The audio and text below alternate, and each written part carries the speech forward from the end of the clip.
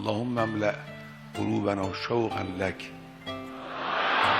وخشية منك وتصديقا وإيمانا بك وفرغا منك وشوقا إليك يا رب العالمين. اللهم الحقنا بالصالحين واجعلنا من صالح من بقي. اللهم اعطنا نصرا في دينك وقوة في عبادتك وفهما في خلقك وكفلين من رحمتك.